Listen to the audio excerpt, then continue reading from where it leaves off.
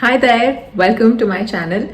If you are new here, my name is Purti and this is a channel dedicated to sharing information about mental health, fitness, wellness, and sometimes travel stories about where I go and new experiences that I have, and mixed with shorts about my dog.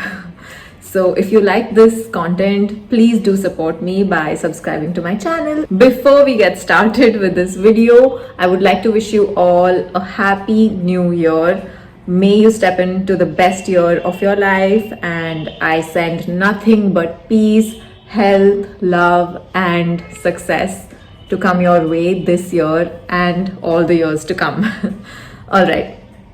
So today's topic is very important, especially as we begin the new year. This is something that we all have to take some time to think about, put in effort in understanding, doing our own research, and trying to see where the world is headed. Okay, first of all, let me tell you that financial literacy is something that is not taught in our schools. I often see that most of us, 90% or 99.9% people, agree that if we had a solid subject in school that taught us how to do our taxes, how to invest, how to save, how to plan our finances better, there would have been less mental health issues.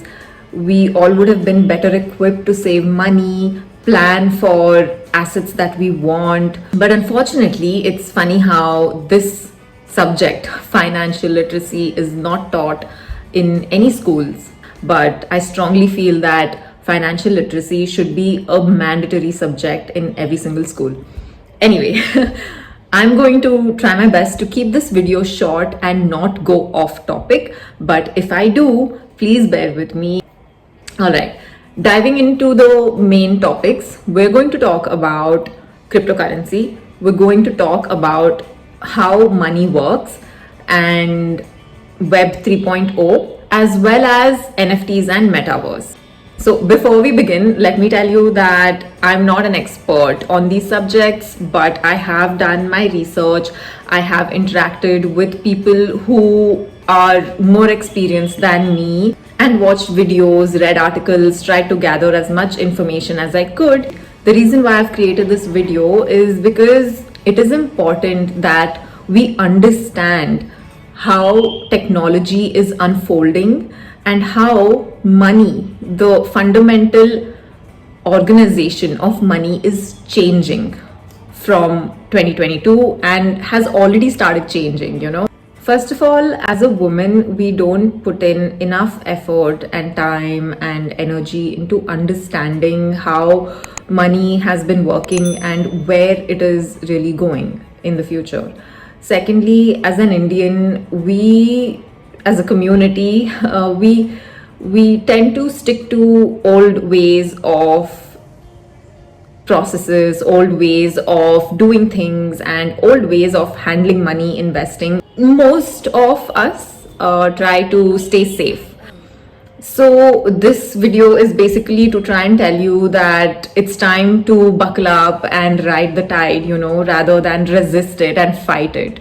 A lot of these topics are not accepted by a lot of people, and I think that is mostly because it is not understood.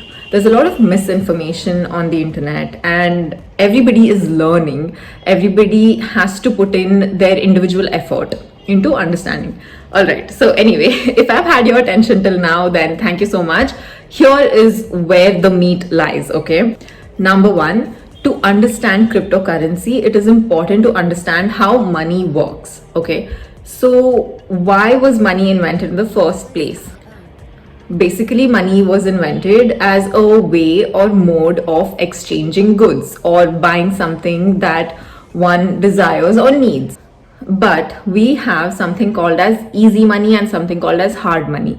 What is the basic difference? Hard money is something that is difficult to generate. Easy money is something that can be easily manufactured. To give you an example, gold for the longest time was the only widely accepted form of money, right? But that is very difficult to mine, basically buy. So gold is hard money. Now with easy money, what is happening is that countries are continuously printing money, printing notes, which is why inflation is only going up. Just compare how expensive a meal is today versus a year ago or 3 years ago. So that is inflation. And what happens is salaries and income usually does not match the rate of inflation every year. So this leaves people with mental health disorders, this leaves people in debt, in financial crisis, and all of this is basically because countries are continuously increasing the amount of money that is being printed, which brings down the value. Now, a Bitcoin is very difficult to mine, which is similar to gold, right? So, Bitcoin is hard money once again. And the reason why I'm telling you this is because there are a limited number of Bitcoins. There's only 21 million Bitcoins.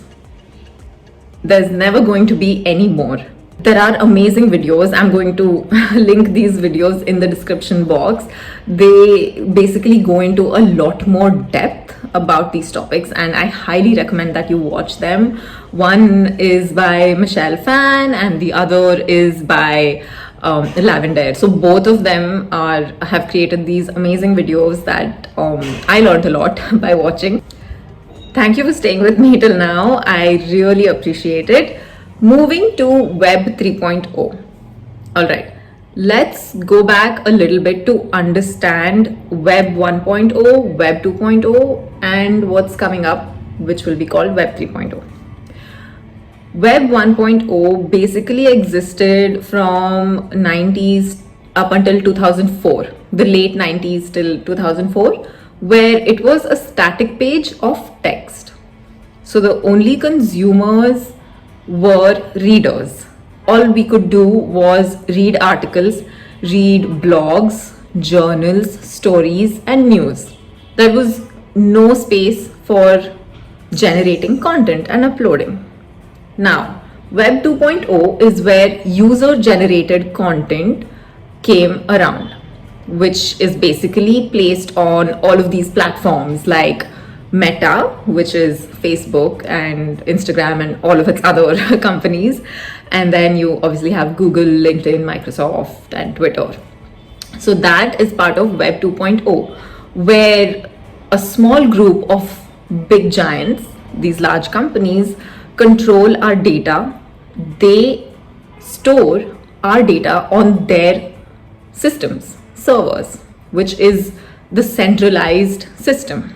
The next web, which is going to be Web 3.0, is basically a decentralized way of organizing our information and the internet, basically, where the control is taken away from this small group of giants and given back to us. As an individual, you will be able to have one unique identity. This unique identity can be linked to your bank account if you want to make online purchases, if you want to contact someone on a platform like LinkedIn for jobs or hire somebody. It can also be linked to your images, profile, what have you, basically. So that what you do with this data and how it is portrayed out there is fully controlled by you. Isn't that something we can only dream of today? It's basically giving back the power and control to individual users so that our data and privacy doesn't have to be dictated by certain companies. So that's basically Web 3.0. And I highly recommend that you do your own research, read about it, understand where technology is headed in the next 5 or 10 or 15 years. Coming to the last part of this video, which is NFTs and Metaverse. Now, NFT is a non-fungible token. If you're not able to understand what this is, it's simply a unique token that can belong to one single user at a time. It's like this identity you can have to buy digital assets and sell them. For example, it can be an image, it can be a video or a music, and this can wholly belong to you in a way that nobody can copy or duplicate it. It can only be bought and sold by an individual. So that's the beauty. And you must have heard of metaverse, right? Metaverse is basically a virtual universe where you play video games and earn money. If someone told you 5 or 10 years ago that you could make real money by playing video games, wouldn't you think this person is crazy? Basically, today, this is what is happening. You can earn money on these video games and convert it into real cash that you can spend in reality. You play these video games, earn money, convert it into cryptocurrency, and that cryptocurrency is basically nothing but your cash. You have to buy and sell these cryptocurrencies so that when you sell, you make some money and get that into your bank account through the cryptocurrency wallet, and you're going to have cash to spend. Metaverse is basically where players interact with each other through digital avatars. There's just so much to talk about this topic, and I'll have to put an end to it now.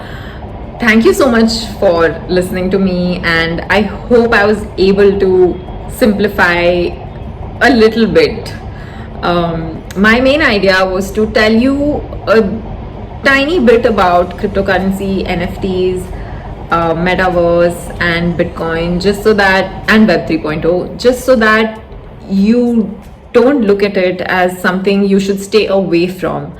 Because if this is going to be the future, we have to get on with everybody else. We don't want to be left behind. I'm just saying that educate yourself, because it's 2022 and it's high time we become financially literate. Thank you so much for watching. Please subscribe if you like my content and hit the bell icon so that you get a reminder every time my video is up.